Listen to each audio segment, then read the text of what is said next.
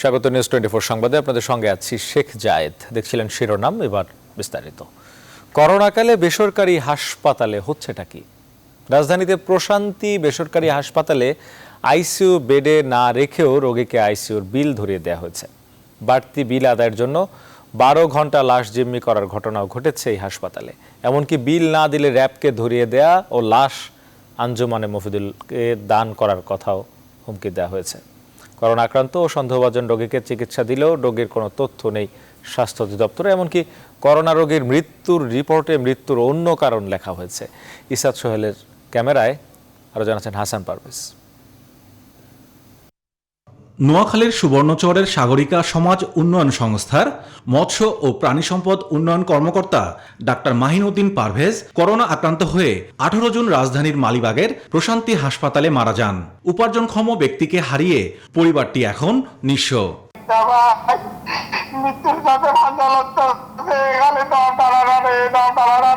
পরিবারের অভিযোগ, বাড়তি বিল আদায়ের জন্য মৃত মাহিন উদ্দিনের লাশ আটকিয়ে রাখা হয়েছিল। 1,56,000 না 2,56,000 টাকা বলে আপনার কাছে পাবো, আপনি টাকা দেন। আমি বললাম যে স্যার এত টাকা এখন আমি 70 থেকে দিব, এর আগে তো আপনাদেরকে 98,000 টাকা দেওয়া গেছে ওষুধে আর ইয়েতে, তাহলে এখন আমি এত টাকা কোথায় দেবো? টাকা না দিলে আপনারা দিমো র্যাবের কাছে, আপনার বাইরে দিমো আঞ্জুমানে। ঘটনার সত্যতা জানতে মঙ্গলবার হাসপাতালে যায় নিউজ 24।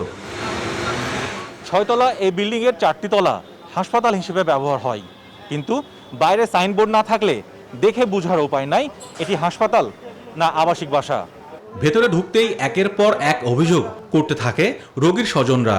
25,000 টাকা ভাড়া ওনারা নিচে আইসিইউ রাখার জন্য, কিন্তু আমাদের রোগী রাখছে এসডিইউতে। যেমন ডাক্তার গতকাল বললেন যে আপনার সকালবেলা পরীক্ষা নিরীক্ষা করে আপনার মানে শিফট করতে পারবেন, নিয়ে যেতে পারবেন, কিন্তু ডাক্তারও আসে নাই, পরীক্ষা নিরীক্ষাগুলো হয় না। এখন এই যে পরের দিনের বিল দেওয়ার জন্য আমাদের প্রস্তুত হতে হচ্ছে। মাহিন উদ্দিনকে আইসিইউ শয্যায় রাখার কথা বলে এভাবে অবহেলায় চিকিৎসা দেওয়া হয়, অথচ এটি আইসিইউ নয়। রোগীকে হাত বাঁধা অবস্থায় অক্সিজেন দিয়ে রাখা হয়েছে। তবে হাসপাতালের মালিক ডাক্তার MMA আলিম প্রথমে আইসিইউ দাবি করলেও পরে স্বীকার করে ভুল হয়েছে। এটুকু প্রুফ যে আইসিইউ ছিল কিন্তু আইসিইউ না। আমার সঙ্গে একমত হন এই বিষয়ে অন্তত। কোন বিষয়ে? এটা আইসিইউ তাকে লিখে রেখেছেন নয়, কিন্তু আইসিইউ ছিল না। আপনি বলে ওটা আইসিইউ না, আমরা এই যে হিসেবে রেখেছি, এই যে হিসেবে, কিন্তু আইসিইউতে ছিল, আইসিইউ বিল নিয়েছেন না, আইসিইউ হিসেবে বিল না হয়, লেখা আছে তো আপনার এখানে। এমনকি আইসিইউতে না রেখেও আইসিইউর বিল বাবদ ধরা হয়েছে 1,42,000 টাকা।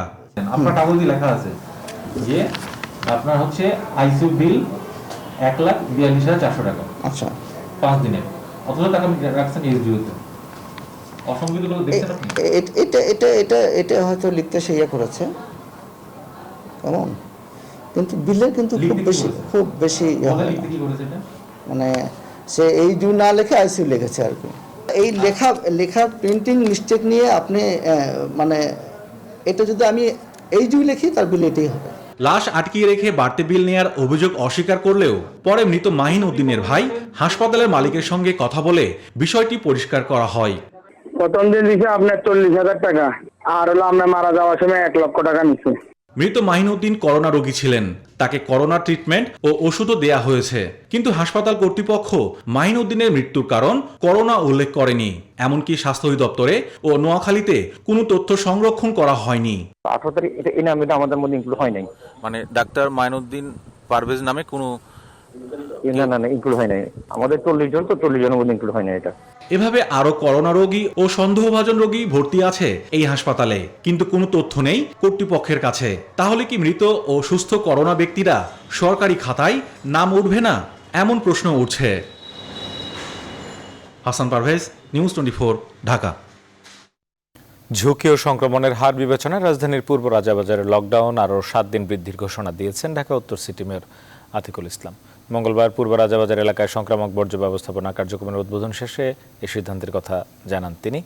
এছাড়াও নতুন ঘোষিত রেড জোন এলাকার ম্যাপ স্বাস্থ্য মন্ত্রণালয় সুনির্দিষ্ট করে দেওয়ার পরে আনুষ্ঠানিক লকডাউনে যাওয়া হবে বলেও জানান তিনি। আর দক্ষিণ সিটি কর্পোরেশনের রেড জোন এলাকায় লকডাউন বাস্তবায়নে এলাকাভিত্তিক সিদ্ধান্তের অপেক্ষার কথা জানান দক্ষিণ সিটি মেয়র শেখ ফজলেনুর তাপস। সৈয়দ রায়হানের রিপোর্ট। অ্যাম্বুলেন্সের এই সাইরেনই বলে দিচ্ছে লকডাউনের ১৪ দিন পার করেও পুরোপুরি ঝুঁকিমুক্ত হতে পারেনি রাজধানীর পূর্ব রাজাবাজার এলাকা। লকডাউনের পরও এলাকাটিতে করোনা ভাইরাসে সংক্রমিত হয়েছে আরও কয়েকজন, আর তাই এবার ৭ দিন সময় বাড়িয়ে ২১ দিনের লকডাউনে ঢাকা উত্তর সিটির এই এলাকা। মেয়র জানান এখানে বজ্র ব্যবস্থাপনায়ও নেওয়া হয়েছে বিশেষ ব্যবস্থা।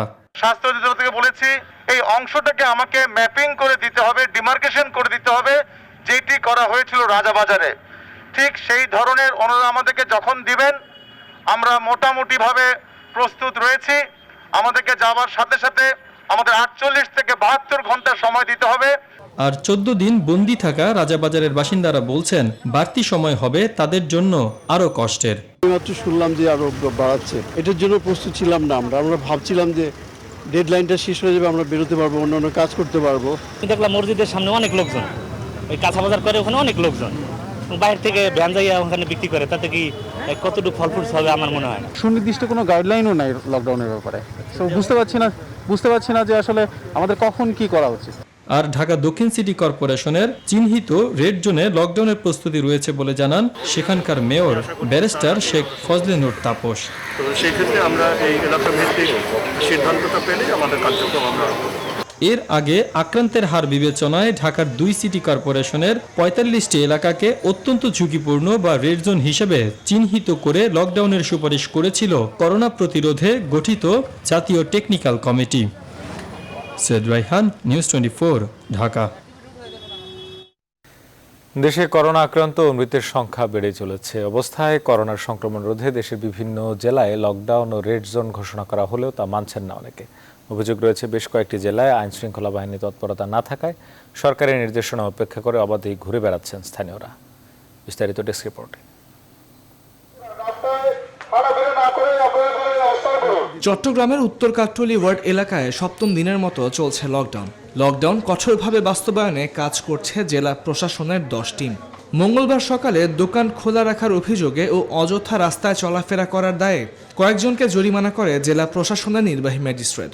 আমাদের শুধু 10 নং কাট্টলিকে 10টি ভ্রাম্যমাণ আদালত কাজ করছে, 10টি টিম বিভিন্ন জায়গায় কাজ করছে। আমরা অ্যাম্বুলেন্সের সেবা রেখেছি এখানে, এবং আজকে থেকে অক্সিজেনের সেবা চালু করেছি, অক্সিজেন ফ্রি অক্সিজেন দেব।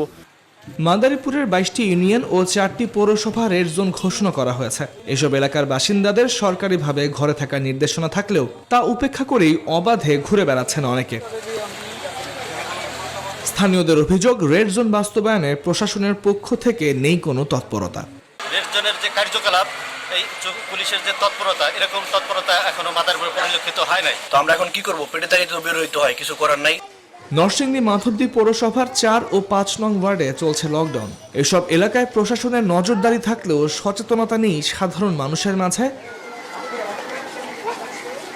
যশোর জেলার 21টি স্থান লকডাউন ঘোষণা করা হলেও বাস্তবায়নে স্থানীয় প্রশাসনের নেই কোনো উদ্যোগ। সচেতনতা কম থাকায় স্বাস্থ্যবিধি না মেনে চলাফেরা করছেন এসব এলাকার বাসিন্দারা। কর্মজীবীরা ছোটখাটো অজুহাত নিয়ে বেরিয়ে আসছে, নারী পুরুষ সবই বেরোচ্ছে। জানি না, সত্যি জানলে আমি আসতাম না। হবিগঞ্জ জেলার 2 পৌরসভা ও চুনারুঘাটের 5টি ইউনিয়ন কাগজে কলমে রেড জোনের আওতায় থাকলেও বাস্তব চিত্রটা ভিন্ন। এখানকার সব ধরনের ব্যবসা প্রতিষ্ঠান খোলা রয়েছে, সড়কে যানবাহন চলাচল করছে, নিয়ম নীতি উপেক্ষা করেই হাট বাজারে ভিড় করছেন স্থানীয়রা। এদিকে বরিশাল নগরীর 2টি ওয়ার্ডে লকডাউন বাস্তবায়নে স্থানীয়ভাবে মাইকিং ও কমিটি গঠন করা হলেও সরকারিভাবে প্রজ্ঞাপন জারি না করায় মঙ্গলবার থেকে পূর্ব ঘোষিত লকডাউন স্থগিত করা হয়েছে। Desk report, news 24। দেশের আরও 4 জেলার 7টি এলাকাকে করোনা ভাইরাস সংক্রমণ প্রবণ এলাকা হিসেবে ঘোষণা করায় সেখানে সাধারণ ছুটি দিয়েছে সরকার। মঙ্গলবার জনপ্রশাসন মন্ত্রণালয় কক্সবাজার, মাগুরা, হবিগঞ্জ ও খুলনার 7টি এলাকায় সাধারণ ছুটি ঘোষণা করে আদেশ জারি করে। কক্সবাজার, মাগুরা, হবিগঞ্জের রেড জোন এলাকায় 24 জুন থেকে এবং খুলনায় 26 জুন থেকে সাধারণ ছুটি কার্যকর করা হবে।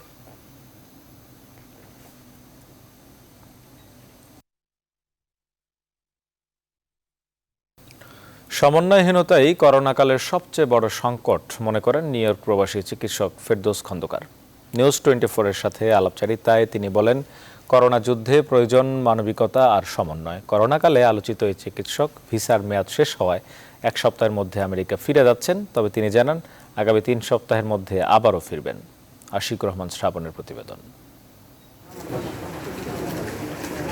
7 জুন বাংলাদেশে আসেন নিউ ইয়র্কের আলোচিত প্রবাসী ডাক্তার ফেরদৌস খন্দকার। 14 দিনের কোয়ারেন্টিন শেষে তিনি এখন স্বাভাবিক জীবনে। নিউজ 24-এর সাথে আলাপচারিতায় বাংলাদেশের করোনা পরিস্থিতি নিয়ে কথা বলেন তিনি। প্রচুর কেস আশেপাশে আছে, কিন্তু টেস্টিং করতে পারছি না, যার কারণে সেন্ট্রাল কোনো ডাটাবেজ নেই। তাহলে কি আমরা পিক এখন দেখতে পাচ্ছি? না, এখনো পিকের সময় আছে। আরও রিয়েল পিকের আগে বাড়ির বয়স্ক ব্যক্তিরা এফেক্টেড হয় সাধারণত, তাই এই মৃত্যুর সংখ্যাটি শেষের দিকে আরও বাড়ে, যেটি আমরা যেই দিকে আশঙ্কা করছি হয়তো সামনে আসবে অগাস্ট সেপ্টেম্বর মনে হচ্ছে। তিনি মনে করেন করোনাকালে হাসপাতালের বাইরে শতকরা 98% মানুষ ঝুঁকিতে, কারণ সাধারণ চিকিৎসা সেবা ভেঙে পড়েছে। এই যে হাসপাতালের সাথে বহির্বিভাগগুলোর যে চিকিৎসা, এদের কোনো কমিউনিকেশন আমরা দেখতে পাই না। আমরা সবাই শুধু বলছি মৃত্যু, রেমডেসিভির, ভেন্টিলেটর নাই। আরে ভাই, এগুলো তো আমরা হাসপাতালের 2% কথা বলছি, বাকি 98% আমরা কখন কথা বলবো? বহির্বিভাগ কোথায়? তাদের একটা স্ট্রং রোল থাকার কথা ছিল। করোনা সম্পর্কে প্রচলিত কিছু ভুল ধারণা মানুষের মধ্যে অমানবিকতা তৈরি করেছে, সেগুলো সঠিক তথ্যের মাধ্যমে নিরসন করা প্রয়োজন বলছেন ডাক্তার ফেরদৌস। আমরা দুইটিরই এক্সট্রিম করছি, হই হুল্লা করে জানাজা শেষ করছি, না হলে ডেড বডিকে আমরা রাস্তায় ফেলে দিচ্ছি। কথা তো এমন ছিল না। যদি এই ব্যবস্থাপনাগুলো যদি স্ট্রিক্ট হতো, আইন যদি স্ট্রিক্ট হতো, মাঝখানে আমরা থাকতে পারতাম। সেই জায়গাটাতে আমি একটা বিশাল অভাব অনুভব করছি। আমরা জানি 2 থেকে 3% মানুষ আনএক্সপেক্টেডলি ডেথ হবে, তাই বলে কি আমরা মানবিকতা দেখাতে পারবো না? না হলে তো আমরা হেরে যাব। আলটিমেটলি এই যুদ্ধ মানবিকতার যুদ্ধ। আলোচনার শেষ দিকে জানান আপাতত আমেরিকা ফিরে যাচ্ছেন তিনি। আমি আবারও দ্ব্যর্থহীন ভাষায় বলতে চাই, এই চলে যাওয়া মানে প্রস্থান নয়। আমি আছি এবং খুব সম্ভবত আমি চলে গেলেও আমি 2 সপ্তাহ 2.5 সপ্তাহের মধ্যে আমি আবার আসবো। আশিকুর রহমান শ্রাবণ, নিউজ 24, ঢাকা। প্রধানমন্ত্রী শেখ হাসিনা বলেছেন, প্রতিষ্ঠা লগ্ন থেকে শোষিত বঞ্চিত মানুষের জন্য সংগ্রাম করে যাচ্ছে আওয়ামী লীগ।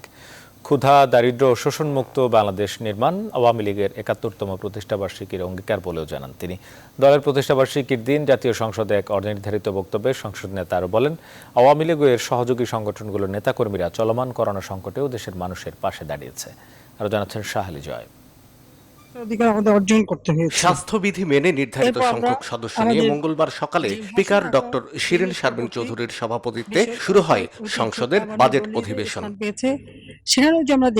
শুরুতেই অনির্ধারিত আলোচনায় অংশ নেন সংসদ নেতা ও প্রধানমন্ত্রী শেখ হাসিনা। আওয়ামী লীগের 71তম প্রতিষ্ঠাবার্ষিকী উপলক্ষে সংসদে দেয়া বক্তব্যে প্রধানমন্ত্রী বলেন, বাংলা ও বাঙালির যা কিছু ভালো অর্জন তার সাথেই জড়িয়ে আছে বঙ্গবন্ধু ও তার দল আওয়ামী লীগের নাম। জনসমাগম হোক, এ ধরনের সব কর্মসূচি আমরা বাতিল করেছি জনগণের কল্যাণের কথা চিন্তা করে। আজকে করোনা ভাইরাসের কারণেই এই সমস্যাটা। কাজে এখান থেকে মানুষকে রক্ষা করা, মানুষকে চিকিৎসা ব্যবস্থা করা বা এই ভাইরাসে আক্রান্ত না হয় সেদিকে বিশেষ দৃষ্টি রেখেই আমরা আমাদের মানে মুজিব বর্ষ উদযাপনের সকল কর্মসূচি যেমন আমরা স্থগিত করেছি, আবার আমাদের আওয়ামী লীগের আজকে বিশেষভাবে আমাদের উদযাপন করার কথা ছিল, কিন্তু দুর্ভাগ্য যে আমরা তা করতে পারলাম না। করোনা সংকট কাটিয়ে ওঠার আশাবাদ জানান সংসদ নেতা। বলেন, এই দুর্যোগে দেশের মানুষের পাশে আছে সরকার এবং আওয়ামী লীগের নেতাকর্মীরা। করোনা ভাইরাস, আমরা আশাবাদী যে এই দুঃখ কষ্ট এখন মানুষের আছে, আজ আওয়ামী লীগ ক্ষমতা আছে দেখে মানুষের পাশে দাঁড়াচ্ছে। যে আমাদের সেই ছাত্রলীগ, যুবলীগ, কৃষক লীগ, স্বেচ্ছাসেবক লীগ থেকে শুরু করে আওয়ামী লীগের নেতা কর্মীরা প্রতিটি মানুষের ঘরে ঘরে যেমন ত্রাণ পৌঁছে দেওয়া, লাশ দাফন করা থেকে শুরু করে সমস্ত কাজে কিন্তু তারা তাদের পাশে আছে।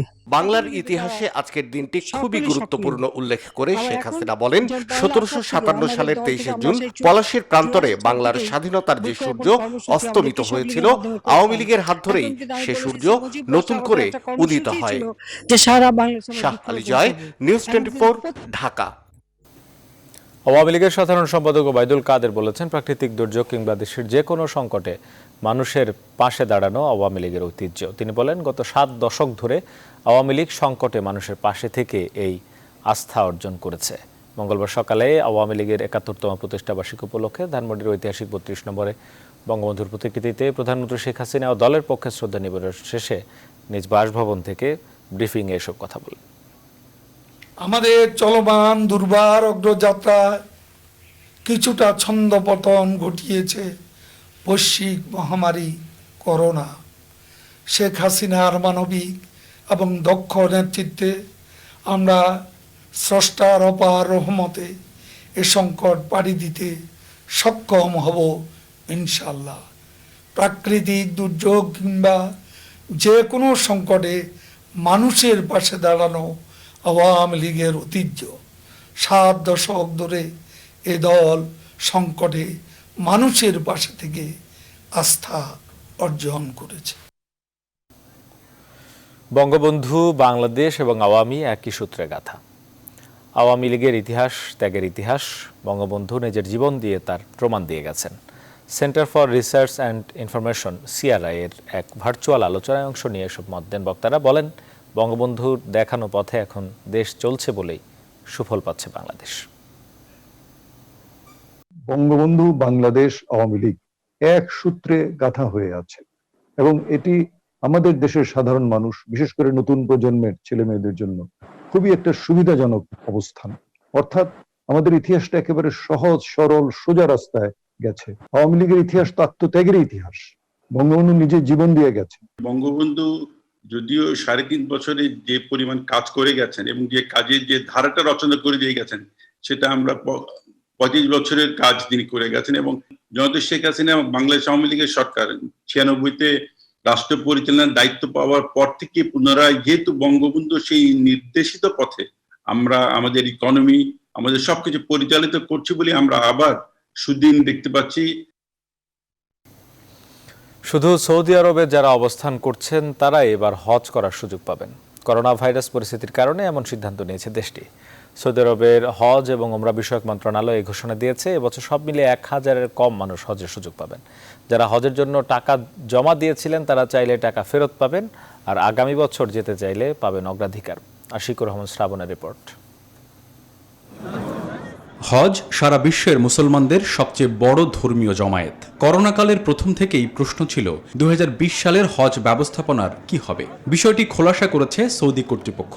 দেশটির হজ ও ওমরা বিষয়ক মন্ত্রণালয় জানিয়েছে, অন্য কোনো দেশ থেকে কেউ এবার হজ করতে আসতে পারবেন না। এবছর বাংলাদেশ বা পৃথিবীর কোনো দেশ থেকে কোনো হজ যাত্রীদেরকে সৌদি আরবে গিয়ে হজ পালন করার সুযোগ দেওয়া হবে না। হজ এজেন্সিগুলোর অ্যাসোসিয়েশন হাবের পক্ষ থেকে জানানো হয়েছে, বাংলাদেশ থেকে এই বছরের হজের জন্য 64,600 যাত্রী নিবন্ধন করেছিলেন। পরিবর্তিত পরিস্থিতিতে তাদের জন্য নতুন সিদ্ধান্ত নিয়েছে হাব। এবছর যারা নিবন্ধিত হয়ে অপেক্ষা করছিলেন এবছর হজে যাওয়ার জন্য, তারা সকলেই আগামী বছর প্রায়োরিটি বেসিসে ইনশাআল্লাহ হজে গমন করতে পারবেন। সঙ্গত কারণে হজ যাত্রীগণের কোনো আর্থিক ঝুঁকিও নেই। বাংলাদেশ সরকারের ধর্ম মন্ত্রণালয় জানিয়েছে, টাকা ফেরত ও সামনের বছরের জন্য অগ্রাধিকার দুটোর সুযোগই থাকছে। টাকা তারা নির্বিঘ্নের জন্য সবাই টাকা ফেরত পায়, সেই বিষয়টা নিশ্চিত করা হবে। যারা টাকা তুলবেন না তারা আগামী বছর যাওয়ার জন্য তারা অগ্রাধিকার পাবে। গত বছর বিশ্বের প্রায় 25 লাখ মানুষ হজে অংশগ্রহণ করেছিলেন। বাংলাদেশ থেকে অংশ নিয়েছিলেন 1,27,000 মুসল্লি। আশিকুর রহমান শ্রাবণ, নিউজ 24, ঢাকা। করোনায় দেশে আরও 43 জনের মৃত্যু হয়েছে। নিয়ে মোট মৃতের সংখ্যা দাঁড়ালো 1545 জনে। একদিনে নতুন করে 3,412 জন শনাক্ত হয়। মোট শনাক্ত দাঁড়িয়েছে 1,19,198 জনে। মঙ্গলবার দুপুরে স্বাস্থ্য অধিদপ্তরের নিয়মিত অনলাইন ব্রিফিং এসব তথ্য জানানো হয়। গত 24 ঘন্টায় সারা দেশে নমুনা পরীক্ষা হয়েছে 16,292টি, আর নতুন 880 জন সহ মোট সুস্থ হয়েছেন 47,635 জন। 24 ঘন্টায় যা নমুনা পরীক্ষা হয়েছে, যেটা 16,292টি, এর মধ্যে শনাক্ত হয়েছে 3,412 জন। এ পর্যন্ত শনাক্ত হয়েছে 1,19,198 জন। 24 ঘন্টায় সুস্থ হয়েছেন 880 জন এবং এ পর্যন্ত সুস্থ 47,635 জন। শনাক্ত বিবেচনায় সুস্থতার হার 39.96%। 24 ঘন্টায় মৃত্যুবরণ করেছেন 43 জন এবং এ পর্যন্ত 1,545 জন। এবারে বৈশ্বিক করোনা পরিস্থিতি। করোনা ভাইরাসের কারণে দেশে দেশে মৃত্যুর মিছিল এখন অব্যাহত রয়েছে। বিশ্বজুড়ে একদিনে মৃতের সংখ্যা 4,000 ছাড়িয়েছে এর মধ্যে। আর এখন পর্যন্ত মোট মৃত্যুর সংখ্যা 4,76,000 ছাড়িয়েছে। এর মধ্যে গেল 24 ঘন্টায় মেক্সিকোতে সবচেয়ে বেশি মৃত্যুর ঘটনা ঘটেছে। 1044 জনের মৃত্যুতে দেশটিতে মৃতের সংখ্যা দাঁড়িয়েছে প্রায় 22,000। দ্বিতীয় সর্বোচ্চ মৃত্যু হয়েছে ব্রাজিলে 748 জন। এছাড়া সংক্রমণের দিক থেকে একদিনে যুক্তরাষ্ট্রে 31,000 এবং ব্রাজিলে 24,000 মানুষ আক্রান্ত হয়েছেন। দেশটিতে এরই মধ্যে সংক্রমিত হয়েছেন 11,11,000-এর বেশি মানুষ। এখন পর্যন্ত বিশ্বে মোট আক্রান্ত হয়েছেন 92,74,000-এরও বেশি মানুষ।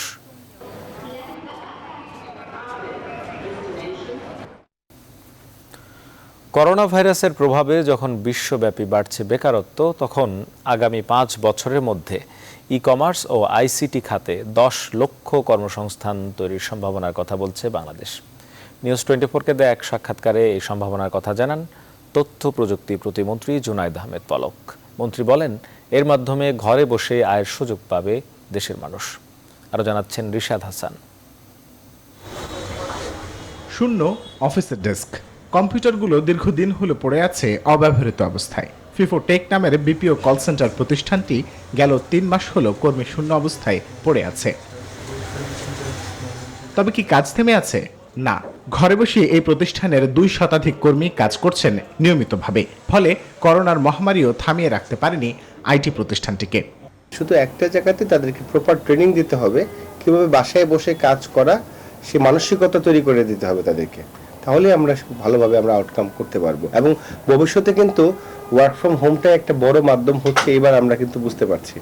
মহামারীর এই সময়ে দেশের মানুষের, বিশেষত তরুণ সমাজ যেন ঘরে বসে আয় করতে পারেন, তার জন্য বহুমুখী পরিকল্পনার কথা জানান তথ্য প্রযুক্তি প্রতিমন্ত্রী জুনায়েদ আহমেদ পলক। আমরা আশা করছি যে 2025 সালের মধ্যে ই কমার্সে 5 লক্ষ এবং সফটওয়্যার, হার্ডওয়্যার এবং সার্ভিস সেক্টরে আরও 5 লক্ষ, সব মিলিয়ে আগামী 5 বছরে আমরা 10 লক্ষ তরুণ তরুণী কর্মসংস্থান সৃষ্টি করতে পারবো। তথ্য প্রযুক্তি বিশেষজ্ঞদের দাবি, করোনার এই সময়ে বিশ্ব অর্থনীতি যখন হুমকির মুখে, তখন আলোর পথ দেখাতে শুরু করেছে তথ্য প্রযুক্তি খাত। আমাদের উচিত এই করোনার সময় কিভাবে আমরা এই অনলাইন টেকনোলজিকে অর্থাৎ তথ্য প্রযুক্তি কাজে লাগিয়ে আমরা কিভাবে নতুনত্বকে বরণ করতে পারি। বিশেষজ্ঞদের দাবি, এমন পদক্ষেপের ফলে মহামারীর এই সময়েও থেমে থাকবে না ডিজিটাল বাংলাদেশ বিনির্মাণের কাজ। বৈশ্বিক মহামারীর পরিস্থিতিতে যখন বিশ্বব্যাপী বেকারত্ব বৃদ্ধি পাচ্ছে, তখন গুগল, টুইটারের মতো বড় বড় জায়ান্ট কোম্পানিগুলো ঘরে বসে আয়ের সুযোগ সৃষ্টি করে দিচ্ছে। বিশেষজ্ঞরা বলছেন, বাংলাদেশেরও এখন পিছিয়ে না থেকে সময় এসেছে তথ্য প্রযুক্তি খাতকে ব্যবহার করে মানুষের ঘরে বসে আয়ের সুযোগ সৃষ্টি করা এবং একই সঙ্গে অধিক কর্মসংস্থান তৈরি করার। রিশাদ হাসান, নিউজ 24, ঢাকা। বেতন দিতে না পারায় শিক্ষার্থীদের অনলাইন ক্লাস থেকে বের করে দিচ্ছে রাজধানীর ইংলিশ মিডিয়াম স্কুল প্লেপেন। এমন অভিযোগ অভিভাবকদের। ক্ষুব্ধ হয়ে মানববন্ধন করেন তারা। অভিভাবকদের অভিযোগ, করোনাকালে সময় মতো বেতন দিতে না পারায় জরিমানা করছে স্কুলটি। তাদের দাবি, জরিমানা নয় বরং যেন 50% বেতন কমিয়ে দেয় স্কুলটি। তাদের অভিযোগ, প্লেপেন স্কুল প্রতি বছর 10% করে বেতন বাড়ায়।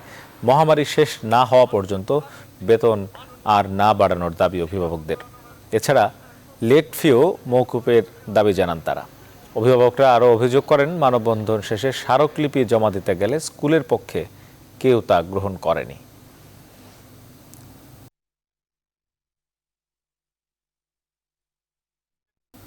এবারে প্রবাসের খবর।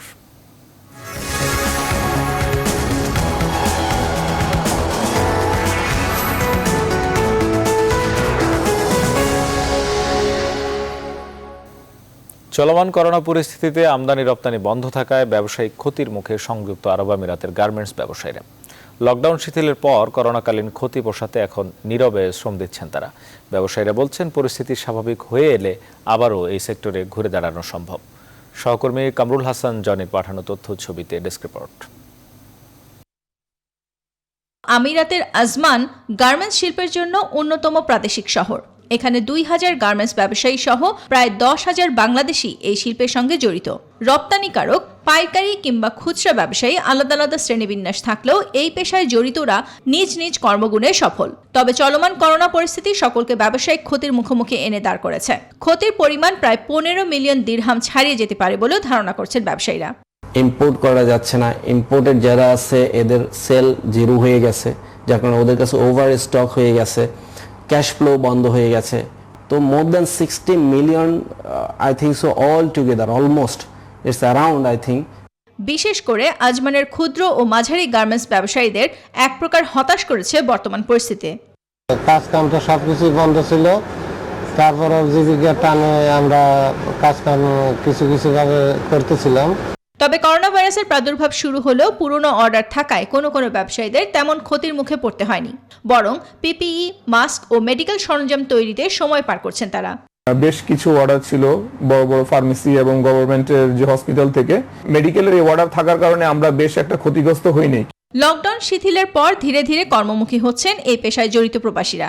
পরিস্থিতি স্বাভাবিক হলে আবারও এই সেক্টরে ঘুরে দাঁড়ানোর আশা প্রকাশ করেন এই নারী উদ্যোক্তা। আমাদের গার্মেন্টস লাইনের কাজ কিন্তু এখনো শুরু হয় নাই, যেটা আমরা সব সময় করতাম। আমরা এখনো সেই করোনার কাজই করতেছি। আমিরাতের এই প্রদেশে থাকা বাংলাদেশিদের গার্মেন্টসগুলো থেকে পুনরায় পণ্য রপ্তানি হয় মধ্যপ্রাচ্যের দেশ ইরান, ওমান, কুয়েত, কাতার ও সৌদি আরবে। প্রতি মাসে ব্যবসায়িক টার্নওভার হয় প্রায় 10 মিলিয়ন দিরহাম। করোনা কেটে গেলে এই পেশায় জড়িত প্রবাসীরা দেশের অর্থনীতিতে আগের মতোই অবদান রাখবেন, এমনটাই প্রত্যাশা করেন প্রবাসীরা। Desk report, news 24। কোভিড-19 সংক্রমণ ঠেকাতে বন্ধ করে দেয়া হলো মসজিদুল হারাম এবং মসজিদে নববীতে যাতায়াত। দীর্ঘ প্রায় 4 মাস পর খুলে দেওয়া হয়েছে স্থান দুটি। আন্তর্জাতিক ফ্লাইট এবং ওমরা বন্ধ থাকায় চরম অর্থ সংকট আর ব্যবসায়িক ক্ষতির সম্মুখীন সেখানকার প্রবাসী বাংলাদেশিরা। সৌদি আরব প্রতিনিধি মোহাম্মদ আলামিনের পাঠানো তথ্যে ডেস্ক রিপোর্ট, ছবি তুলেছেন দেলার হোসেন সুমন। মার্চ মাসের শুরুতে প্রথম করোনা রোগী শনাক্ত হয় মদিনায়। আশপাশের এলাকায় যাতে ভাইরাস ছড়িয়ে পড়তে না পারে সেজন্য লকডাউন করা হয় শহর এবং বন্ধ করে দেওয়া হয় মসজিদ। দীর্ঘ প্রায় 4 মাস পর মসজিদ খুলে দেয় নামাজ আদায় করতে পেরে আল্লাহর দরবারে শুকরিয়া আদায় করেন ধর্মপ্রাণ মুসলমানরা। দীর্ঘদিন লকডাউন থাকার কারণে আমরা নামাজ পড়তে পারি না, এখন লকডাউন খোলার পরে আমরা নামাজ আদায় করতে পারতেছি। মুসলমানদের অন্যতম তীর্থস্থান মক্কা ও মদিনায় লক্ষাধিক বাংলাদেশির বসবাস, যাদের অধিকাংশের উপার্জন নির্ভর করে হজ এবং উমরা যাত্রীদের উপর। উমরা এবং আন্তর্জাতিক ফ্লাইট বন্ধ থাকায় শহর দুটিতে বিরাজ করছে শুনশান নীরবতা। ভিজিটর না থাকায় অনেক হোটেল মালিক কর্মী ছাঁটাই করেছে। এ কারণে সবচেয়ে বেশি ক্ষতির মুখে পড়েছে প্রবাসী বাংলাদেশিরা। বহু বাংলাদেশির কাজ নেই, আবার কারো কাজ আছে কিন্তু বেতন নেই। হাজি না আসাতে সবার ব্যবসা হইতেছে না বা হোটেলে হাজি উঠতেছে না। হাজি আসা শুরু হইলে আমাদের আবার সেই আগের মতো আগের সময় আমরা ফিরে যেতে পারবো। অনির্দিষ্টকালের জন্য উমরা বন্ধ থাকায় মক্কা মদিনার হোটেল ব্যবসায়ীরা 2020 সালের হজকে ঘিরে আশায় বুক বাঁধতে শুরু করেন। সোমবার সৌদি হজ এবং উমরা মন্ত্রণালয়ের ঘোষণায় সেটিও মলিন হয়। করোনায় সংক্রমণের কারণে সৌদি নাগরিক এবং দেশটিতে বসবাসরত বিভিন্ন দেশের স্বল্প সংখ্যক মুসলমানদের সীমিত পরিসরে হজ পালনের ঘোষণা দেয় মাথায় হাত হোটেল ব্যবসায়ীদের। রমজানে ক্ষতিগ্রস্ত হয়েছি, এখন হজ যদি না হয় হজ আমরা মাত্র ক্ষতিগ্রস্ত হইতে আসি। মালিক পক্ষ এবং বিভিন্ন আমাদের আছে, তারা যদি আমাদের জন্য কিছু একটা এগিয়ে আসে ইনশাল্লাহ আগামীতে আবার আমরা নতুন ব্যবসাতে ফিরে আসতে পারবো। কারফিউ প্রত্যাহার হলেও উমরা এবং জিয়ারা উন্মুক্ত না হওয়ায় মক্কা মদিনার ব্যবসায়ী এবং কর্মজীবীরা রয়েছেন শঙ্কায়। Desk report, news 24। করোনা পরিস্থিতি স্বাভাবিক না হওয়া পর্যন্ত ছুটিতে থাকা প্রবাসীরা সৌদিতে প্রবেশ করতে পারবে না বলে জানিয়েছে সৌদি পাসপোর্ট বিভাগ। এ বিষয়ে বিস্তারিত জানিয়েছেন সহকর্মী মোহাম্মদ আলামিন।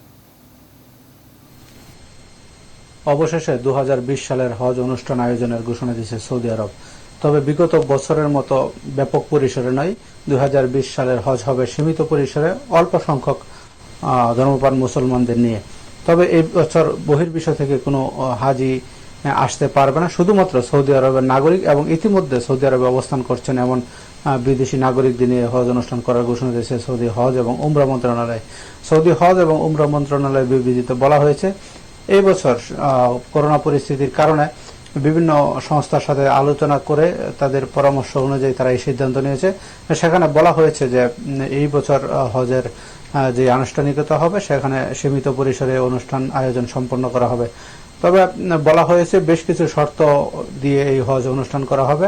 এর মধ্যে যারা এবার হজে অংশ নিতে চান তাদেরকেও বেশ কিছু ধাপ অতিক্রম করে হজে অংশ নিতে হবে। যেমন 65 বছরের বেশি কোনো মানুষ এই বছরে হজে অংশ নিতে পারবে না।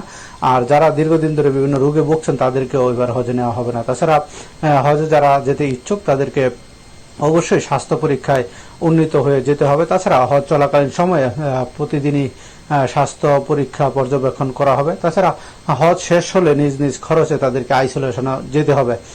তবে হজ এবং উমরা মন্ত্রণালয় জানিয়েছে যে হজ যাত্রী নিবন্ধনের জন্য বিভিন্ন দেশের মিশনগুলোর সাথে সমন্বয় করে প্রয়োজনীয় ব্যবস্থা নেওয়া হবে। তবে এখনো পর্যন্ত কিন্তু কোন দেশ থেকে কত মুসলমান অংশ নিবে, কোন দেশি কতজন বিদেশি অংশ নিতে পারবে এই ব্যাপারে সুনির্দিষ্ট কোনো দিক নির্দেশনা দেওয়া হয়নি। তা সংশ্লিষ্টরা আশা করছেন খুব শীঘ্রই বিস্তারিত জানাবে ধর্ম, হজ এবং উমরা মন্ত্রণালয়। এদিকে প্রবাসীদের জন্য আরেকটি দুঃসংবাদ দিয়েছে সৌদি পাসপোর্ট অধিদপ্তর। সৌদি পাসপোর্ট অধিদপ্তর আজকে একটি বিবৃতিতে জানিয়েছে যে করোনা পরিস্থিতি স্বাভাবিক না হওয়া পর্যন্ত যারা ইতিমধ্যে সৌদি আরব থেকে নিজ নিজ দেশে গিয়েছেন ছুটিতে তারা ফিরতে পারবেন না। করোনা পরিস্থিতি যতদিন থাকবে ততদিন তাদেরকে নিজ নিজ দেশে অবস্থান করতে হবে। তবে এটি প্রবাসীদের জন্য অবশ্যই একটি দুঃসংবাদ, কারণ অনেকেই ছুটিতে গিয়ে আটকে পড়েছিলেন এবং তারা এখানে অনেকের ছোটখাটো চাকরি বাকরি বা ব্যবসা বাণিজ্য রয়েছে যারা ফেরার জন্য অধীর আগ্রহ অপেক্ষা করছিলেন। কিন্তু এই পাসপোর্ট অধিদপ্তরের ঘোষণার ফলে তাদের সেই সৌদি আরবে ফেরার আশা ফিকে হয়ে গেছে। তো সৌদি স্বাস্থ্য মন্ত্রণালয় যেটি আজকে জানিয়েছে যে গত 24 ঘন্টায় দেশটিতে 3000-এর মতো মানুষ নতুনভাবে সংক্রমিত হয়েছে। এছাড়া প্রায় 5000-এর মতো মানুষ সুস্থ হয়ে বাড়ি ফিরেছেন। এটি একটি ভালো সংবাদ। তো এই ছিল আমার কাছে সৌদি আরবের করোনা পরিস্থিতির সবশেষ তথ্য। বাংলাদেশের সবচেয়ে প্রাচীনতম সংগঠন বাংলাদেশ আওয়ামী লীগের 71তম জন্মবার্ষিকী উদযাপন করল বাংলাদেশ আওয়ামী লীগ অস্ট্রিয়া শাখা। অস্ট্রিয়ার রাজধানী ভিয়েনায় স্থানীয় এক হলরুমে স্বল্প পরিসরে জন্মবার্ষিকী উদযাপন করা হয়। সাধারণ সম্পাদক রানা বখতিয়ারের সঞ্চালনা এবং সভাপতি জান্নাতুল ফরহাদের সভাপতিত্বে বক্তব্য রাখেন সিনিয়র আওয়ামী লীগ নেতা মজনু আজাদ, জনি আলমগীর, হাসান মাহমুদ মিজান, মোমেন আহমেদ সহ অন্যান্য নেতারা। আলোচনা সভা শেষে জাতির জনক বঙ্গবন্ধু শেখ মুজিবুর রহমান, প্রয়াত আওয়ামী লীগ নেতা মোহাম্মদ নাসিম, প্রয়াত ধর্ম প্রতিমন্ত্রী শেখ মোহাম্মদ আবদুল্লাহ, সিলেটের সাবেক মেয়র বদরুদ্দিন আহমেদ কামরানের আত্মার মাগফিরাত কামনা করা হয়। এছাড়াও প্রধানমন্ত্রী শেখ হাসিনার দীর্ঘায়ু কামনা করে দোয়া করা হয়।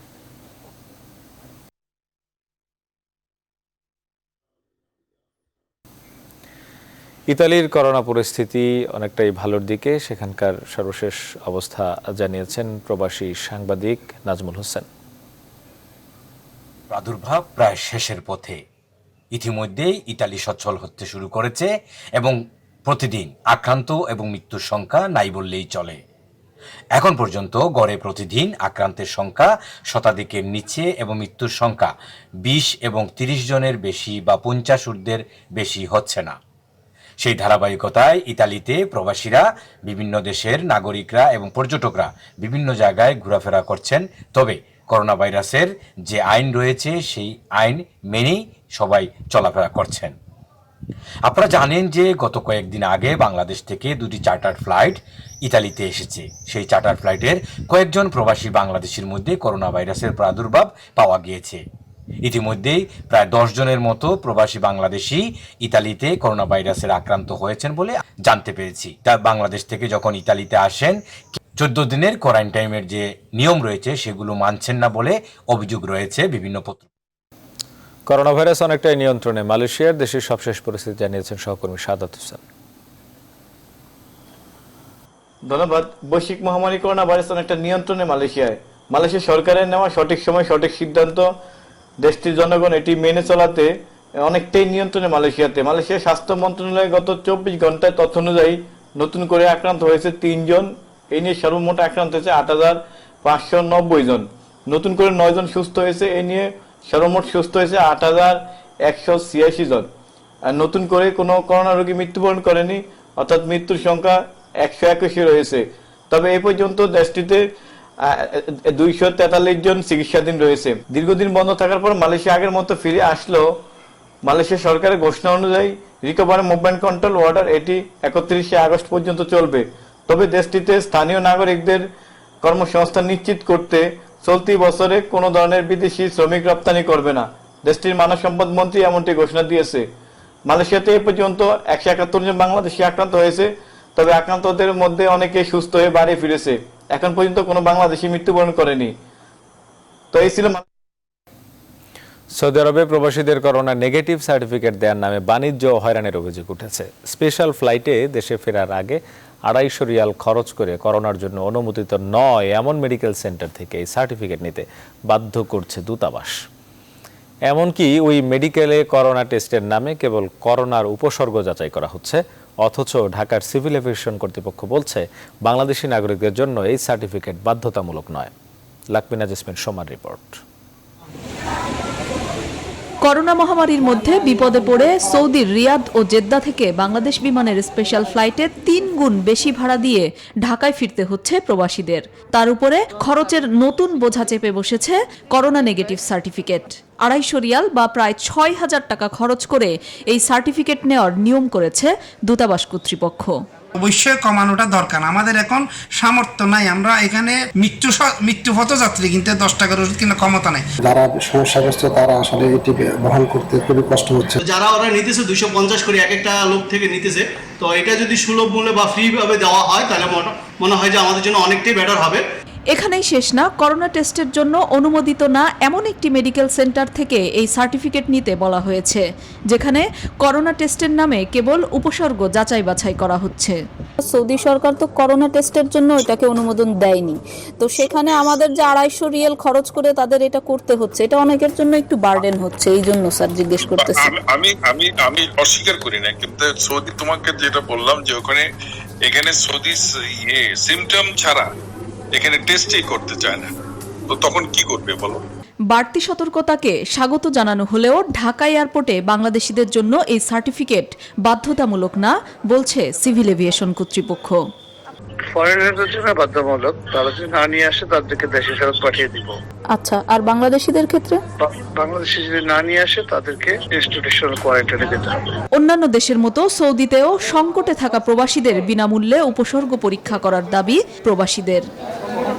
করোনার প্রভাবে চাকরি হারিয়ে অনেকটা দেওয়ালে পিঠ থেকে চড়া মূল্যে বিমান টিকিট কেটে দেশে ফিরতে বাধ্য হয়েছে সৌদি প্রবাসীরা। তাই দেশে ফেরার আগে বিনামূল্যে স্বাস্থ্য পরীক্ষার দাবি তাদের। Lakmina Jasmine Soma, news 24, Dhaka. Corona virus সংক্রমণ কাটিয়ে ওঠা ইউরোপিয়ান দেশ স্লোভেনিয়ার সর্বশেষ অবস্থা জানিয়েছেন প্রবাসী শিক্ষার্থী রাকিব হাসান রাফি। গত 24 ঘন্টার ব্যবধানে কিন্তু মধ্য ইউরোপের এই দেশটিতে নতুন করে আরও 15 জন প্রাণঘাতী করোনা ভাইরাস দ্বারা আক্রান্ত হয়েছেন। গত 15ই মে স্লোভেনিয়া নিজেদেরকে, অর্থাৎ করোনা ভাইরাসের যে মহামারী পরিস্থিতি সেখান থেকে নিজেদেরকে অবসানের ঘোষণা দেয়। কিন্তু গত কয়েকদিন যাবৎ কিন্তু আমরা লক্ষ্য করেছি এই দেশটিতে করোনা ভাইরাসে আক্রান্ত রোগীর সংখ্যা কিছুটা বৃদ্ধি পেয়েছে এবং অনেকেই ধারণা করেছেন স্লোভেনিয়া হয়তোবা দ্বিতীয় ধাপে আরও একবার করোনা বিপর্যয়ের সম্মুখীন হতে পারে। এছাড়াও স্লোভেনিয়াতে যেহেতু বাংলাদেশের কোনো দূতাবাস নেই, যে কোনো জরুরি প্রয়োজনে কিন্তু আমাদেরকে অস্ট্রিয়ার রাজধানী ভিয়েনাতে অবস্থিত বাংলাদেশ দূতাবাসের সাথে যোগাযোগ করতে হয়। গত 16ই জুন এবং গত 17ই জুন ভিয়েনার বাংলাদেশ এম্বাসির মান্যবর রাষ্ট্রদূতের সাথে স্লোভেনিয়ার রাষ্ট্রপতি এবং স্লোভেনিয়ার ন্যাশনাল অ্যাসেম্বলির বর্তমান যে স্পিকার রয়েছেন তার সাথে কিন্তু একটি বিদায়ী সাক্ষাৎ অনুষ্ঠিত হয়েছে। তো এই বিদায়ী সাক্ষাতে কিন্তু বাংলাদেশের কূটনীতির ক্ষেত্রে বেশ কিছু জিনিস এই আলোচনা এই বিদায়ী সাক্ষাতে গুরুত্ব পেয়েছে, এবং রোহিঙ্গা সমস্যা সমাধানে স্লোভেনিয়ার পক্ষ থেকে বাংলাদেশের মান্যবর রাষ্ট্রদূত সহযোগিতা কামনা করেছেন। পাশাপাশি বিভিন্ন ধরনের জনশক্তি রপ্তানির বিষয়ে আলোচনা হয়েছে স্লোভেনিয়ার রাষ্ট্রপতির সাথে। এছাড়াও বাংলাদেশের শাকসবজি কিংবা বাংলাদেশের মাছ রপ্তানিতেও যাতে স্লোভেনিয়াতে বাংলাদেশের একটি বাজার সৃষ্টি করা সম্ভব হয় সেজন্যও কিন্তু স্লোভেনিয়া সরকারের কাছে বা আমাদের মান্যবর রাষ্ট্রদূত দাবি জানিয়েছেন। সীমান্তে রক্তক্ষয়ী সংঘর্ষের পর সোমবার লাইন অফ অ্যাকচুয়াল কন্ট্রোলে চীন ভারত সামরিক পর্যায়ে দ্বিতীয় দফা বৈঠক হয়। বিদ্যমান পরিস্থিতিতে প্রয়োজনীয় ব্যবস্থা নিতে 2 দিনের সফরে মঙ্গলবার লাদাখে পৌঁছেছেন ভারতের সেনাপ্রধান জেনারেল এম নারাভানে। সাজিয়া ইসলামের ডেস্ক রিপোর্ট। লাদাখের গালওয়ান উপত্যকায় চীন ভারত সেনাবাহিনীর ৬ সপ্তাহের উত্তেজনার পর সোমবার দ্বিতীয় দফা বৈঠকে প্রথমবারের মতো পাকিস্তানকে জড়িয়ে ভারতের প্রতি কড়া হুঁশিয়ারি দিয়েছে বেইজিং। ২০১৬ সালে পাকিস্তানে চালানো সার্জিক্যাল স্ট্রাইকের কথা উল্লেখ করে চীনের ক্ষেত্রে একই পথে হাঁটলে ভারতকে সমুচিত জবাব দেওয়া হবে বলে সতর্ক করা হয়েছে। বেইজিংয়ের দাবি, ভারতীয় সামরিক বাহিনী প্রয়োজনীয় যে কোনো ব্যবস্থা নিতে পারবে বলে মোদি যে মন্তব্য করেছেন তা দেশের জনগণ ও সৈন্যদের মনোবল বাড়ানোর কৌশল হতে পারে। শুধু সামরিক ক্ষেত্রেই নয়, আন্তর্জাতিক প্রভাবের দিক থেকেও শক্তিশালী অবস্থানে আছে চীন। এদিকে লাদাখ পরিস্থিতি ও পরিকাঠামোর পর্যালোচনা করতে মঙ্গলবার দুদিনের সফরে লাদাখ পৌঁছেছেন ভারতের সেনাপ্রধান জেনারেল এম নারাভানে। উত্তেজনা নিরসনে আলোচনা চালিয়ে গেলেও সীমান্ত এলাকায় সড়ক নির্মাণে বেশ কিছুদিন ধরেই লাদাখের বিভিন্ন অবকাঠামো নির্মাণের ওপর জোর দিয়েছে ভারত, যে কারণে চীনও ওই অঞ্চলে প্রভাব বাড়াতে চাইছে। এদিকে প্রধানমন্ত্রী নরেন্দ্র মোদীর পক্ষ থেকে সামরিক বাহিনীকে পূর্ণ স্বাধীনতা দেওয়ার ঘোষণার পর থেকেই আলোচনায় এসেছে ভারতের হাতে থাকা বিশ্বের অন্যতম সেরা যুদ্ধ বিমান সুখোই 30। রাশিয়ার তৈরি এই ফাইটার জেটটির সুবাদে চীনকে কিছুটা দমিয়ে রাখা যাচ্ছে বলে দাবি ভারতীয় গণমাধ্যমের। সাচি ইসলাম, নিউজ 24। এবার খেলার খবর।